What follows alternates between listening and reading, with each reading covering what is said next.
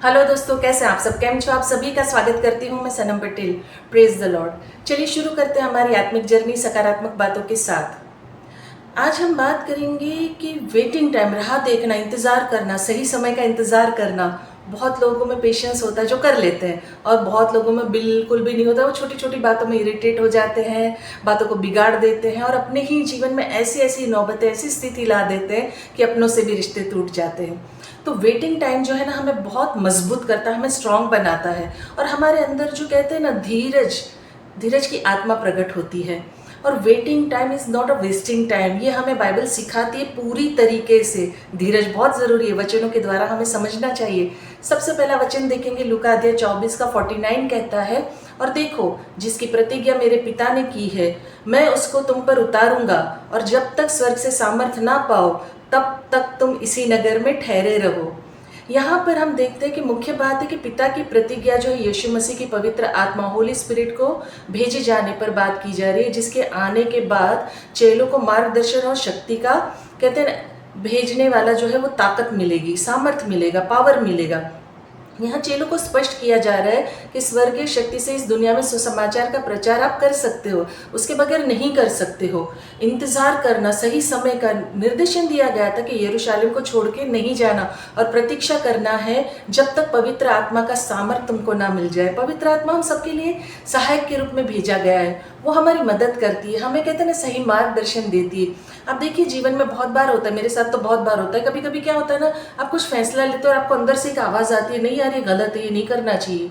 लेकिन अगर वो है होली स्पिरिट, वो पवित्र आत्मा आपको सही दिशा दिखाती है, लेकिन बहुत लोग उसकी नहीं सुनते और उल्टे मुखी खाते, अपनी मनमर्जी करते। लेकिन पवित्र आत्मा मार्गदर्शन करती है, और ये आपको है ना प्रेरितों के काम अध्याय 2 में पूरी तरह आपको इसका विस्तार में समझ में आएगा कि पवित्र आत्मा पिन्तुकुस्त के दिन जब उतरी थी तो क्या हुआ था। आज हम बात कर रहे हैं वेटिंग टाइम के बारे में। तो वेटिंग टाइम जो है ना, परमेश्वर की जब हम राह देखते हैं और परमेश्वर जब आपको कुछ कहते हैं इंतजार करने के लिए, तो आपको इंतजार करना ही चाहिए। उस बात को आपको हल्के में नहीं लेना चाहिए, उस बात को आपको मजाक में नहीं लेना चाहिए। यशायाह का अध्याय 40 का 31 कहता है कि परंतु जो यहोवा की बाट जोता है वो नया बल प्राप्त करते जाएगा, वे उकाबों की नाई उड़ेंगे और दौड़ेंगे, श्रमित ना होंगे, चलेंगे और थकित ना होंगे। उकाब के बारे में आपने सुना ही होगा, नॉलेज होगा, एक ये सब जानते कि उकाब जो है वो ईगल जो इतनी लाइफ इतनी स्ट्रांग होती है, सबसे ऊंची उड़ान भरता है। वो बिजली कड़के, तूफान आए, बारिश आए, भारी हवा चले तो भी वो ऊंचा उड़ता ही है, वो कभी नहीं गिरता है। नॉर्मल पक्षी नहीं उड़ सकता। यहाँ पर हमें ये कहा गया है कि उसकी तरह उड़ोगे। उकाब जो है ना कितना भी बूढ़ा हो जाता है, अब देखिए वो फिर से अपनी चोंच को पत्थर पे मार मार के तोड़ तोड़ के जगह डिसाइड करता है, और फिर से उसे शार्प करता है, और फिर से अपने सारे पंख उखाड़ता है और नया जीवन प्राप्त करता है। पूरा टॉर्चर वाला कष्टमय जीवन होता है। आप पढ़िएगा उसके बारे में, साइंटिफिकली भी आप देखोगे ना, सबसे कठिन और डेंजर लाइफ उकाब जीता है, लेकिन सबसे ऊंचाई पे भी वही होता है। उकाब की नाय आप उड़ोगे और नया बल प्राप्त करोगे और दौड़ोगे, थकित ना होगे, श्रमित ना होंगे। तो जब हम आज्ञा को मानते हैं, वचनों को सुनते हैं, मनन करते हैं और राह देखते हैं, और जो परमेश्वर ने कहते हैं ना डिसाइड किया है राइट टाइम, अब देखिए आप कितना भी उछल कूद कर लो, कितना भी हाथ पैर मार लो, लेकिन जब तक उसकी मर्जी नहीं है ना, आप रत्ती भर भी कुछ नहीं पा सकते हो। तो उसकी समय का इंतजार करना चाहिए खुशी खुशी आनंद से। संभवदेशक अध्याय 3 का 1 कहता है, हर एक बात का अवसर और प्रत्येक काम का जो आकाश के नीचे होता है एक समय है। साफ है? तो जो भी इस धरती पर आकाश के नीचे होता है उसका एक परफेक्ट टाइम डिसाइड किया हुआ है, रखा हुआ है परमेश्वर ने, और वो उसी वक्त होगा। आप कुछ भी कर लो, आपके समय के अनुसार कुछ नहीं होने वाला है। तो जब सब कुछ परमेश्वर के सही समय के अनुसार होने वाला है, तो हमें राह देखने में दिक्कत क्या है, क्यों परेशानी है? हमें हमें अपने आप को देखना है, अपने आप को तैयार रखना है, चेक करना है, क्यों मुझ में पेशेंस नहीं, क्यों मैं ये चीज़ के लिए धीरज नहीं धर पा रही हूँ, क्यों मैं वेट नहीं कर पा रहा हूँ या कर पा रही हूँ। वचन बताता है भजन संहिता चैप्टर 139:23, हे ईश्वर मुझे जांच कर जान ले, मुझे परख कर मेरी चिंताओं को जान ले। मीन्स जो हमारे अंदर उथल पुथल होती है, मन में कहते हैं मंथन चलता रहता है। जैसे मुझे बहुत सारी कभी बातों में उथल पुथल होती है, मैं बोलती हूँ प्रभु तू ले ले, मुझे समझ में नहीं आ रही, मेरी समझ से बिल्कुल परे, मुझे नहीं समझ में आ रहा है, मैं क्या करूँ। हमें ये करना है कि प्रभु तू जांच, मेरी चिंताओं को तू जांच, उसे दे देना है। हमें सोचते रहेंगे, परेशान होते रहेंगे, डिप्रेशन में जाएंगे, हम बहुत सारी चीज़ें उल्टी पुल्टी सोचेंगे, कुछ हासिल नहीं होने वाला है, लेकिन उसे हम बताएंगे, उसके पास हम सारी चीज़ों को दे देंगे तो सॉल्यूशन अपने आप हो जाएगा। प्रेरितों के काम अध्याय 1:8 कहता है, परंतु जब पवित्र आत्मा तुम पर आएगा तब तुम सामर्थ पाओगे और यरूशलेम और सारी यहूदियों और सामरियों में और पृथ्वी के छोर तक मेरे गवाह होंगे।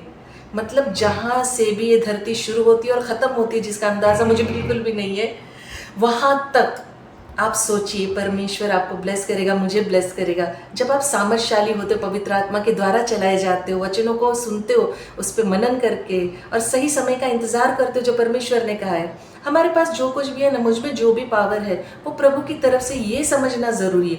मैंने किया ये समझना ज़रूरी नहीं। सपोज आज मैं जो भी बोल रही हूँ, जो समझती हूँ, जो सीखती हूँ, आपके समक्ष रखती हूँ, मेरी खुद की काबिलियत बिल्कुल भी नहीं है, शून्य है। ये प्रभु ने ब्लेस किया है कि मैं आप तक ये मैसेज पहुंचा पा रही हूँ, ये बातें कर पा रही हूँ। वैसे ही एक शमूएल अध्याय 13 कहता है, शमूएल ने शाऊल से कहा कि तूने मूर्खता का काम किया है, तूने अपने परमेश्वर की आज्ञा को नहीं माना। यहोवा तेरा राज्य इजरायलियों के ऊपर सदा स्थिर रखता अगर आज्ञा मानता। शमूएल की जो कहानी है ना, आप जानते होंगे, नहीं जानते तो पढ़िएगा कि जो शमूएल था ना, राजा बनाया गया था परमेश्वर की ओर से, प्रथम पहला राजा चुना गया था और वो शक्तिशाली था, देखने में भी हैंडसम था, ब्लेसिंग दिया, आशीष दिया। लेकिन उसने क्या किया, घमंड आ गया उसके अंदर। उसे लगता था वो जो कुछ कर रहा है सब वो खुद कर रहा है, उसे ये अंदर की पावर है। मतलब वो जो शुरुआत में जो था परमेश्वर के अधीन था, मांगता था, प्रार्थना करता था, जैसे जैसे पावर बढ़े ना, उसने परमेश्वर को शून्य जाना। उसने समझा जो हूँ मैं हुई हूँ।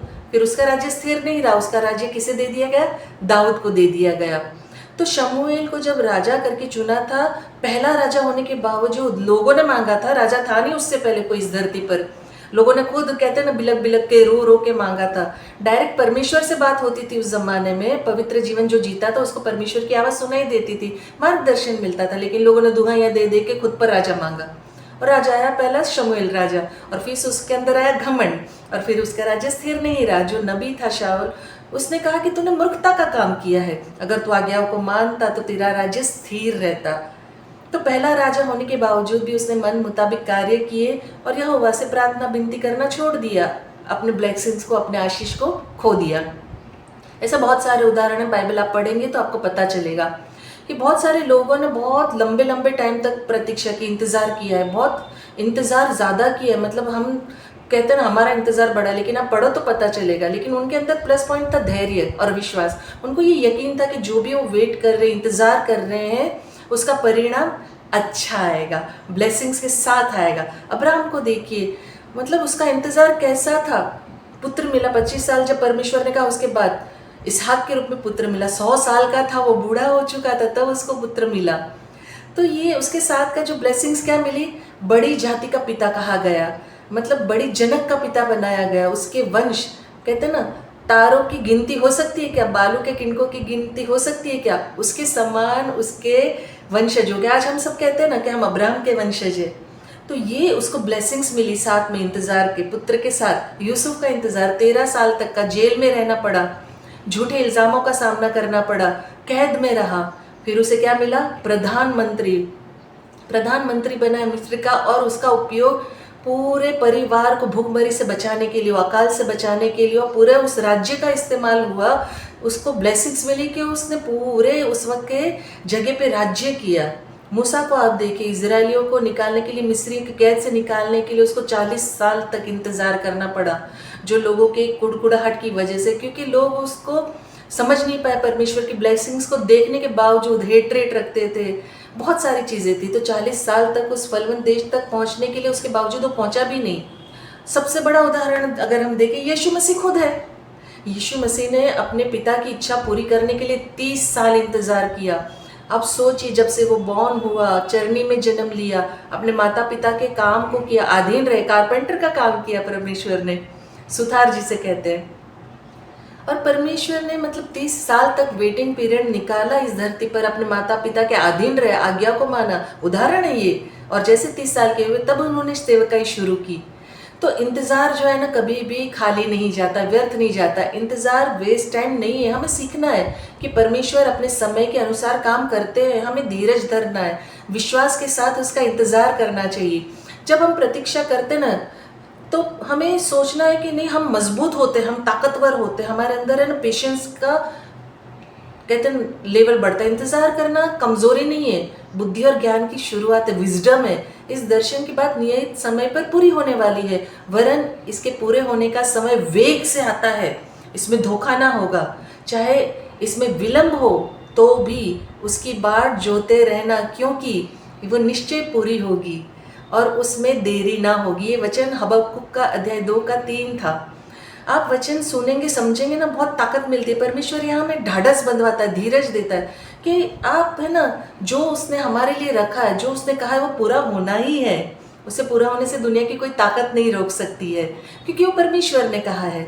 और परमेश्वर जब कुछ कहता है तो करता है। परमेश्वर के अगेंस्ट कौन जा सकता है? परमेश्वर जो देता है ना, उसमें धोखा नहीं होता है, दुख मिला हुआ नहीं होता है, उसे हमसे कोई छीन नहीं सकता है। हम अपनी मर्जी से करते हैं ना कोई भी चीज़, तो धोखा खाते हैं, दुख पाते हैं, दुख को मोल लेते हैं, और वो चीज़ें हमारे हाथ में रहती भी नहीं है और हम बोझ भरा जीवन जीते हैं। जैसे मैं खुद का उदाहरण छोटा सा एग्जाम्पल देती हूँ कि जब मैं मुंबई में रहती थी, मुंबई में मतलब बहुत सारी चीज़ें मेरी अच्छी थी तब की बात, और उसके बाद जब खराब हुआ और जब अहमदाबाद आना पड़ा, मेरा मन बिल्कुल भी नहीं था। 0% मेरा मन था। 102 के ऊपर बुखार आ गया, मेरे बेटे को बुखार आ गया, हमारा मन अंदर से रेडी नहीं था, टूट रहा था, रेडी नहीं थे, तैयार नहीं थे। बार बार हमारे सामने 2 साल से ये आ रहा था मेरे पिता के द्वारा, बहन के द्वारा, कि अहमदाबाद आ जाओ, अहमदाबाद आ जाओ। लेकिन हम डिनाई करते थे, हमको आना ही नहीं था, क्योंकि मुझे पसंद ही नहीं था। अल्टीमेट मतलब वो डिसाइड था परमेश्वर की ओर से, हमें आना ही पड़ा, आए ही हम यहाँ। लेकिन जो 2 साल हमने वहाँ जिद से गुजारे, कष्ट से गुजारे, तकलीफ में गुजारे, बहुत सारे इल्ज़ाम, बहुत सारी चीज़ें खोने के साथ गुजारे। हम कभी कभी है ना हट्टी हो जाते, ज़िद्दी हो जाते हैं। हमें वो नहीं करना चाहिए। अगर हम उसे कहा जाता है परमेश्वर की ओर से कि जगह बदलनी, हमें उस स्थिति में से निकलना है तो निकलना चाहिए। और वहाँ से निकलने का कहते हैं ना, बहुत सारी चीज़ें हमारे आसपास होती है। अभी मैं एनालाइज करती हूँ कि अगर अभी भी मैं वहाँ रहती तो शायद बहुत सारी चीज़ें और फेस करती, हैंडल नहीं कर पाती। और जो समय यहाँ आने के बाद मैंने मेरे पिता के साथ समय गुजारा, 1.5 ईयर मैं डैडी के साथ थ्रू आउट रही। उसके बाद मेरे पापा का डेथ हो गया। लेकिन मुझे समय, अगर मैं वहाँ होती तो मैं मेरे पापा के साथ समय नहीं बिता पाती। उनके साथ का जो मेरा एक कनेक्शन जो दूर दूर का था, वो नज़दीक का नहीं होता। जस्ट फ़ोन पे बात करते थे हम, लेकिन जब मैं सामने रही, आत्मिक तौर से जुड़ना, उनको देखना, उनके लिए कोई काम करना, उनकी सेवा करना, बातचीत करना, वो सारी चीज़ें मैं खो देती। और उसके बाद यहाँ आने के बाद मेरे बेटे को ग्रो होते हुए देखा, उसको मैच्योर होते हुए देखा, उसको जिम्मेदारी संभालते हुए देखा। ये शायद वहाँ नहीं होता। तो कई बार हम ना अपने दिमाग को ऐसा बना देते, नहीं यार मुझे यहीं पर रहना है, मुझे यही जगह पसंद है, मुझे यही करना है। तो कई बार हम अपनी ब्लेसिंग्स को खो देते हैं। आज की तारीख में भी मैं इससे जूझती, बहुत सारी चीज़ें मुझे आज की तारीख में भी खलती है, मतलब अपनी लड़ाई मुझे लड़नी पड़ती है। आपको भी आपकी लड़ाई खुद लड़नी है। मुझे बहुत सारी चीज़ें नापसंद है आज के दौर में भी, लेकिन मुझे परमेश्वर ने यहाँ पर रखा है। मुझे यहाँ पर परमेश्वर ने इसी परिवार में जन्म दिया है, और मुझे परमेश्वर ने यहाँ पर बड़े बहन बना के भेजा है। तो कोई तो उद्देश्य से रखा होगा ना, उसका उद्देश्य वो जाने, मुझे नहीं पता है। वो अपने हेतु के कारण, उद्देश्य के कारण इस्तेमाल करेगा। उसने मुझे यहाँ भेजा है तो उसका कोई ना कोई पर्पज़ होगा, वो मुझे ब्लेस करेगा। उसी तरीके से आपके जीवन में कोई बदलाव आता है, आपके जीवन में किसी स्थिति में से आपको निकाला जाता है, तो उसे आप गलत मत समझो, उसे आप ब्लेसिंग समझो। उसे आप अपने लिए ना, कहते हैं ना, इंतज़ार की घड़ी को समझो, आपको मजबूत बनाया जा रहा है, आपको स्ट्रांग बनाया जा रहा है। इस दौरान मैंने सही गलत भी समझा, अच्छे बुरे लोग भी देखे, परमेश्वर की और निकट आई, सच्चाइयाँ सामने आई मेरे। तो ज़िंदगी जब आपको कुछ सिखाती है ना, तो तैयार रहो। अगर आपको परमेश्वर किसी जगह से दूसरी जगह रख रहा है, तो याद रखो प्रभु ने आपको चुना है। आपके जीवन को, कहते हैं ना, सामान्य जीवन मत समझो। औरों के मुकाबले में आपका जीवन में चुनौतियां बहुत आएगी। प्रभु ये कभी नहीं कहता कि दुख नहीं आएगा, परेशानी नहीं आएगी, स्थितियां बहुत अच्छी रहने वाली। प्रभु को अपनाने के बाद बहुत लोगों को गलतफहमी होती है कि भाई अभी प्रभु को अपना लिया, सब खुश हो गया, अब सब कुछ अच्छा अच्छा होगा। नहीं, ऐसा नहीं है। संसार है, कलेशों से भरा हुआ है, परेशानियों से भरा हुआ है, टेम्पटेशन से भरा हुआ है। लेकिन परमेश्वर का अनुग्रह, परमेश्वर का ग्रेस, परमेश्वर का साथ हमें जब मिलता है ना, तो फिर हमारे साथ जब खड़ा है, तो फिर डरने की कोई ज़रूरत ही नहीं रहती है। वो हमारी लड़ाई खुद लड़ता है, हमें हमारी लड़ाई लड़ने की ज़रूरत नहीं पड़ती है। परमेश्वर के हाथों में सब सौंप देना है। परमेश्वर अगर हमें किसी बात के लिए इंतज़ार करवा रहा है, तो उस इंतज़ार को वेस्ट नहीं समझना है। जैसे मैंने टाइटल में ही आपको कहा कि waiting time is a not a wasting time. हमें स्थिर रहना है, मजबूत रहना है, फॉर्म खड़ा रहना है, अपनी बुद्धि को, कहते हैं ना, उपयोग में लाना है। और आखिर में, जैसे मैं अंत में कहती हूँ, मैं दिल से चाहती हूँ कि आप खुश रहें, अपनों को खुश रखें और हमेशा मुस्कुराते रहें। शालोम, शांति और सलाम आपके नाम।